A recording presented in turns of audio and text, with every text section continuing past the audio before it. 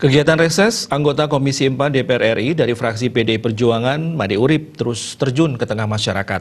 Kali ini Ketua DPP PDI Perjuangan 2 periode itu merangkul aspirasi Krama Desa dan generasi muda di Desa Sande, Pupuan, Tabanan.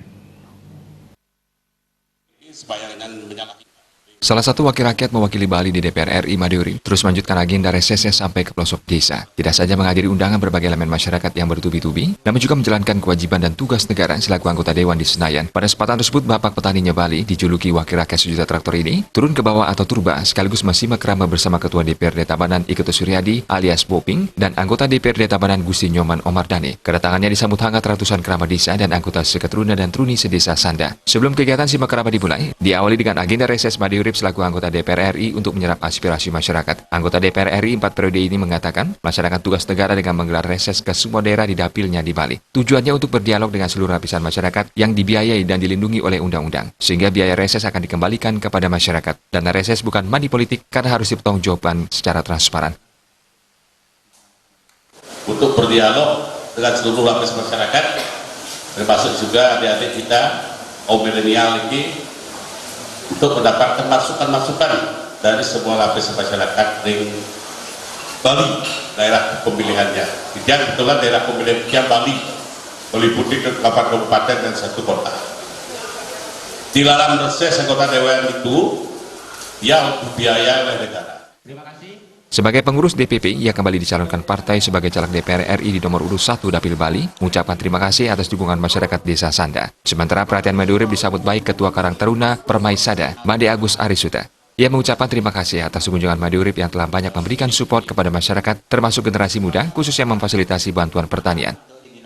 Kami dari perwakilan Karang Taruna Permaisada mengucapkan banyak terima kasih kepada yang terhormat. Yang pertama, Bapak Made Urip. Yang kedua, Bapak Iketo Suryadi, dan yang ketiga J. Omar atas kunjungannya pada malam hari ini dalam rangka simak krama di desa kami, yaitu Desa Sanda.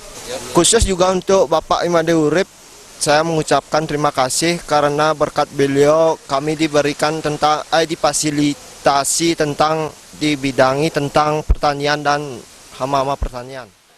Bendesa Sanda Imade Widayana menyambut baik kedatangan Made Urip bersama Ketua Suryadi dan Gusti Nyoman Omardani yang telah berkontribusi penuh dalam pembangunan di Desa Sanda. Pihaknya bersama seluruh kerabat desa siap memberikan dukungan maju kembali menjadi anggota Dewan. Begitu pula dalam hal pekerjaan-pekerjaan mungkin ada yang mungkin dari adik-adik kami di seketruna-truni, ada juga dari kelompok-kelompok, kelompok ternak dan sebagainya, semuanya sudah bisa menikmati apa yang menjadi bantuan dari bapak-bapak yang memang bersinergis, bapak-bapak yang memang punya niat baik berpihak kepada rakyat kecil. Kami mendukung penuh kepada 3 calon untuk kedepannya.